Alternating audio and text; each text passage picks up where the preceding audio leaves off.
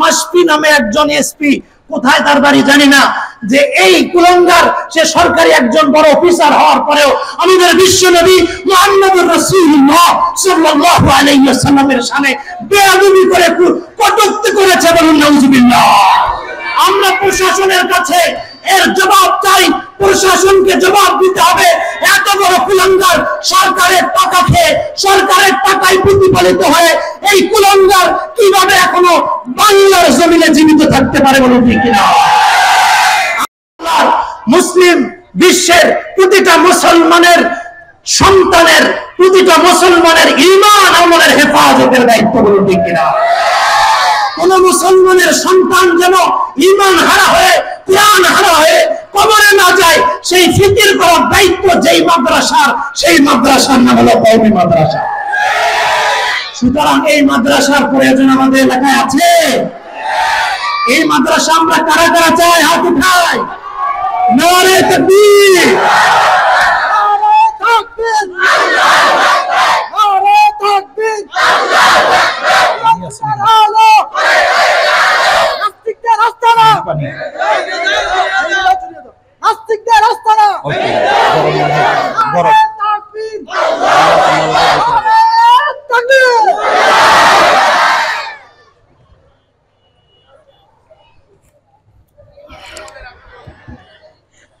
সম্মানিত মুসল্লিয়ানে কিরাম, কওমি মাদ্রাসা এই উপমহাদেশে, কওমি মাদ্রাসার ইতিহাস যদি বলতে হয়, এই ভারত উপমহাদেশে ইসলাম আর মুসলমানের আগমন ঘটেছিল হযরত ওমর রাদিয়াল্লাহু তাআলা আনহুর খেলাফত আমল থেকে, বলুন ঠিক কিনা? এই উপমহাদেশে আগমন করেছিলেন সাদ বিন আবি ওয়াক্কাস রাদিয়াল্লাহু তাআলা আনহু, বলুন ঠিক কিনা? এবং এই উপমহাদেশে এখনো যে মসজিদগুলো, পুরাতন মসজিদগুলো বিদ্যমান আছে, আমাদের সেই ইতিহাস মনে করে দেয়। আমরা যদি লালমনিরহাটের সেই হারানো মসজিদ, সাহাবী মসজিদের ইতিহাস যারা আমরা জানি, যে 69 হিজরিতে সাহাবায়ে কেরামের হাত দিয়ে লালমনিরহাটের একটা গ্রামে একটা মসজিদের ফলকের মধ্যে সেই 69 হিজরি সেই কথাটা সেখানে লেখা আছে, বলুন সুবহানাল্লাহ। তাহলে আমরা বুঝতে পারলাম যে উপমহাদেশে মুসলমানরা আজকের নয়, বরং 1450 বছর আগে হযরত ওমর রাদিয়াল্লাহু তাআলা আনহুর খেলাফত আমল থেকেই, সেই 69 হিজরিতেই এই এলাকায় মুসলমানদের বানানো মসজিদ পাওয়া যায়, বলুন ঠিক? সম্মানিত মুসল্লিয়ানে কিরাম, এই দেশে 1000 বছর ধরে মুসলমানরা শাসন করেছিল। ইংরেজরা যখন এই দেশে সেবার আড়ালে, ব্যবসার আড়ালে যখন এই দেশে ইংরেজরা যখন চলে আসলো, তখন এই দেশে তারা সর্বপ্রথম যে কাজটা করলো, এই দেশে হাজার হাজার যে মাদ্রাসাগুলো ছিল, সেই মাদ্রাসাগুলোকে তারা সর্বপ্রথম বাজেয়াপ্ত ঘোষণা করলো, বলে ঠিক কিনা? সম্মানিত মুসল্লিয়ানে কিরাম, মিশর থেকে লিখিত একখানা ইতিহাস গ্রন্থ যেটি আমাদের সামনে আমরা পাই, যে সেখানে লেখা আছে যে দিল্লি শহর এবং দিল্লির আশপাশে, শুধু দিল্লি এবং দিল্লির আশপাশে প্রায় 1000 মাদ্রাসা তৎকালীন যুগে ছিল, বলে সুবহানাল্লাহ। এবং এই বঙ্গপ্রদেশে 80,000 কওমি মাদ্রাসা ছিল, বলে সুবহানাল্লাহ। সেই সমস্ত মাদ্রাসায় দর্শে নিজামী পড়ানো হতো, যেটা বর্তমানে কওমি মাদ্রাসায় যে পাঠ্যসূচি এখনো পাঠদান করা হয়। ইংরেজরা আসার পরে সেই হাজার হাজার মাদ্রাসার বিভিন্ন অক্ষকৃত জমিন, ওই মাদ্রাসার নামে অক্ষকৃত দোকানপাট, বিভিন্ন অক্ষকৃত জমি জমা সব বাজেয়াপ্ত করলো, যার কারণে ওই সমস্ত মাদ্রাসা আস্তে আস্তে বন্ধ হয়ে গেল। ব্যক্তি উদ্যোগে 1-2টি প্রতিষ্ঠান চালু থাকলেও বাকি 99% মাদ্রাসায় বন্ধ হয়ে গেল, বলুন নাউজুবিল্লাহ। ইংরেজরা চেয়েছিল এই দেশ থেকে কওমি মাদ্রাসা বন্ধ করে দিয়ে, এই দেশ থেকে আলেম ওলামাদেরকে ধ্বংস করে দিয়ে, আলেম ওলামাদেরকে খুন করে, আলেম ওলামাদেরকে ফাঁসিতে চড়িয়ে তারা এই দেশ থেকে ইসলাম আর মুসলমানিত্ব ধ্বংস করতে চেয়েছিল, বলুন ঠিক কিনা? কিন্তু আল্লাহ সুবহানাহু ওয়া তাআলা যদি তার দ্বীনের আলোকে যদি জ্বালাতে চান, পৃথিবীর কোনো শক্তি নেই যে আল্লাহর দ্বীনের আলোকে তাদের ফুৎকারে নিভিয়ে দিতে পারে, বলুন ঠিক কিনা? আল্লাহ তাআলা এই জাতির উপরে দয়া করেছিলেন। ইব্রাহিম নানুতুবি রাহমাতুল্লাহি আলাইহি, হাজী ইমদাদুল মাহাজির মক্কি রাহমাতুল্লাহি আলাইহি, আশরাফ আলী থানভী রহমতুল্লাহ, ওস্তাদ রশিদ আহমদ গঙ্গুহি রহমতুল্লাহ আলাইহি, বড় বড় উলামা ইকরাম যারা আসলে মাদ্রাসার লোক ছিলেন না, যারা ছিলেন ব্রিটিশ বিরোধী আন্দোলনের সরদার, যারা ব্রিটিশদের বিরুদ্ধে হাতে অস্ত্র তুলে ব্রিটিশদের বিরুদ্ধে যে আন্দোলন করেছিলেন বলে ঠিক কিনা, এবং ইংরেজদের বিরুদ্ধে যারা শামলির ময়দানে ভারতের উত্তর প্রদেশে সেই মাঠটা আমি দেখে এসেছি, সেই মাঠে সেই মুজাহিদরা উলামা ইকরামরা কাফনের কাপড় মাথায় বেঁধে অস্ত্র বুকে ধারণ করে তারা ইংরেজদের বিরুদ্ধে যুদ্ধ করেছিল বলে সুবহানাল্লাহ। কিন্তু যুদ্ধের প্রেক্ষাপট যখন মুসলমানদের অনুকূলে ছিল না, যখন যুদ্ধে মুসলমানদের বারবার পরাজয় হচ্ছিল, উলামায়ে কেরামরা তখন পরামর্শ করলো নতুন মুজাহিদ বাহিনী যদি করতে হয় তাহলে আমাদেরকে নতুন কৌশল অবলম্বন করে আমাদেরকে আবার কওমি মাদ্রাসা, জাতির অর্থায়নে প্রতিষ্ঠিত এক ধরনের নতুন কারিকুলামের মাদ্রাসা গঠন করতে হবে বলে ঠিক কিনা। এবং এই মাদ্রাসা গঠনের মধ্য দিয়ে আমাদের স্বাধীনতা আন্দোলনের, ব্রিটিশ বিরোধী আন্দোলনের বড় বড় নেতার জন্ম হয়েছিল বলে ঠিক কিনা। এই দেশে ভারতের নারকেল বাড়িয়ার সেই শহীদ নিসার আলী, শহীদ তিতুমী রহমতুল্লাহ আলাইহি, যিনি ছিলেন কওমি মাদ্রাসার একজন ছাত্র বলে ঠিক কিনা। এবং এই ব্রিটিশ বিরোধী আন্দোলনে মাহমুদুল হাসান দেওবন্দি রহমতুল্লাহ আলাইহি, যিনি ব্রিটিশদের বিরুদ্ধে রেশমি রুমাল আন্দোলন করেছিলেন, তিনি ছিলেন দারুল উলুম দেওবন্দ তথা কওমি মাদ্রাসার একটা প্রধান বলে ঠিক কিনা। এবং ব্রিটিশদের বিরুদ্ধে আন্দোলন করেছিলেন জমিয়তে উলামায়ে হিন্দ, মুসলিম লীগের যে সমস্ত বড় বড় নেতা যারা ছিলেন তারা ছিলেন অধিকাংশই কওমি মাদ্রাসার ছাত্র বলে ঠিক কিনা। সম্মানিত মুসলিম ইকরাম, এই জন্য কওমি মাদ্রাসা হলো এই জাতিকে সঠিক রাহবারিয়ার নেতৃত্ব দেওয়ার জন্য একদল মর্দ মুজাহিদ তৈরি করার কারখানা বলে ঠিক কিনা। আপনারা জানেন আল্লাহ সুবহানাহু ওয়া তাআলা যুগে যুগে নবীদেরকে দুনিয়াতে পাঠিয়েছেন, নবীদেরকে বড় বড় দায়িত্ব দিয়েছেন। সূরাতুল জুমায় যদি আমরা দেখি, আমার আল্লাহ বলতেছেন হুয়াল্লাযী বাআসা ফিল উম্মিয়িনা রাসূলান মিনহুম ইয়াতলু আলাইহিম আয়াতিহি ওয়া ইউযাক্কিহিম ওয়া ইউআল্লিমুহুমুল কিতাবা ওয়াল হিকমা ওয়া ইন কানু মিন ক্বাবলু লাফি যালালিম মুবিন। বলো ঠিক কিনা। কোরআনের আয়াত আপনি ঠিক বললেও ঠিক, না বললেও ঠিক, বলুন ঠিক কিনা। কোরআনের আয়াত, বর্তমান সমাজ কোরআনের আয়াতের উপরে কতটুকু আমরা ঈমান আনতেছি আর বিশ্বাস করতেছি, আমাদের ঈমান, আমাদের আমল, আমাদের কর্মপদ্ধতি, আমাদের রুচি, এগুলো দেখলেই বোঝা যায় আমাদের ঈমানকে আমরা কতটুকু শানিত করতে পেরেছি। সম্মানিত মুসলিম ইকরাম, নবীদের চারটি দায়িত্বের কথা আল্লাহ তাআলা এই আয়াতের মধ্যে, আয়াতে কারীমার মধ্যে বলেছেন। নবীদের এক নম্বর দায়িত্ব হলো ইয়াতলু আলাইহিম আয়াতিহি, নবীদের এক নম্বর দায়িত্ব হলো উম্মতকে আল্লাহর কালামের আয়াত শিক্ষা দিতে। বলেন ঠিক কিনা।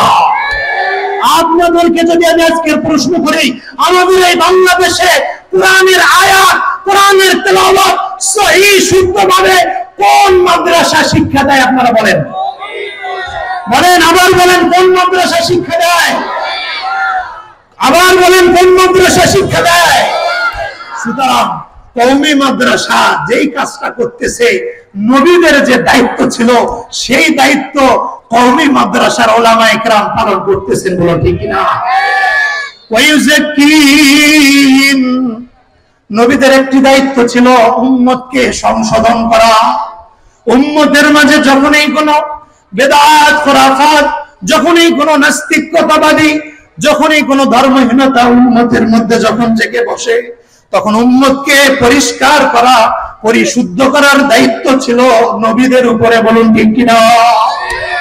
যুগে যুগে এই উম্মতের উপরে, এই উম্মতের মধ্যে যখনই কোনো বদবিনি চলে এসেছে, যখনই কোনো খোদাগ্রহী শক্তি যখনই উম্মতের মধ্যে জেগে বসেছে, তখন প্রতিবাদ করেছে কারা? বলেন, চিৎকার করে বলেন, উলামায়ে কেরাম। বলুন ঠিক কিনা। বর্তমান সময়েও হেফাজতে ইসলাম এবং কওমি মাদ্রাসা, বড় বড় উলামায়ে কেরামরা তারা মাঠে ময়দানে দিনের রাহবার হিসাবে তারা মানুষের ঈমানকে পরিশুদ্ধ করার জন্য তারা নিয়োজিত আছে, বলুন ঠিক কিনা?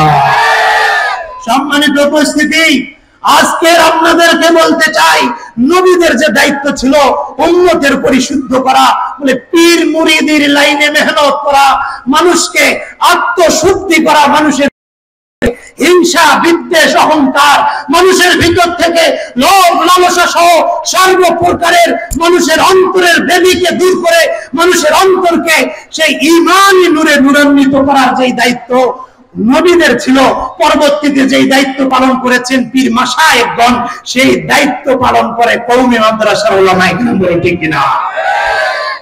সম্মানিত উপস্থিতি, ওয়া ইউআল্লিমুহুমুল কিতাবা ওয়াল হিকমা, এবং নবীদের দায়িত্ব ছিল কিতাব শিক্ষা দেওয়া, হিকমত শিক্ষা দেওয়া। কিতাব অর্থ হলো কোরআন, কোরআনের তাফসীর শেখানো, হিকমতের ব্যাখ্যা হলো বিশ্বনবীর হাদিস শেখানো, বলুন ঠিক কিনা?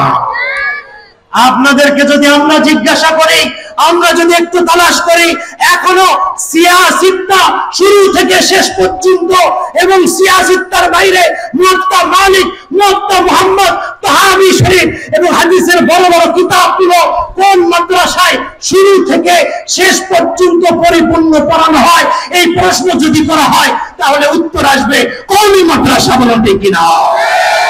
যদি প্রশ্ন করা হয় যে কোরআনের তাফসীর, তাফসীরে জালালাইন এবং তাফসীরে ইবনে কাসির, তাফসীরে বায়ানুল কোরআন, তাফসীরে মাআরিফুল কোরআন, তাফসীরে কুরতুবী, তাফসীরে তাবারি, আরো বড় বড় তাফসীরের কিতাবগুলো, এই কিতাবগুলো কোন মাদ্রাসায় শুরু থেকে শেষ পর্যন্ত পড়ানো হয়, যদি প্রশ্ন করা হয় উত্তর আসবে কওমি মাদ্রাসা, বলুন ঠিক কিনা? সম্মানিত উপস্থিতি, এই জন্য এই সমস্ত কওমি মাদ্রাসার কোনো বিকল্প নাই, বলুন ঠিক কিনা? কওমি মাদ্রাসা জাতির রাহবার, বলুন ঠিক কিনা? এই কওমি মাদ্রাসা যদি এখানে প্রতিষ্ঠিত হয়, সর্বপ্রথম অত্র এলাকার প্রতিটা মুসলমানের সন্তানের কোরআনের তেলাওয়াত, মুসলমানের সন্তানের কালিমাটা সহি হবে, বলুন ঠিক কিনা?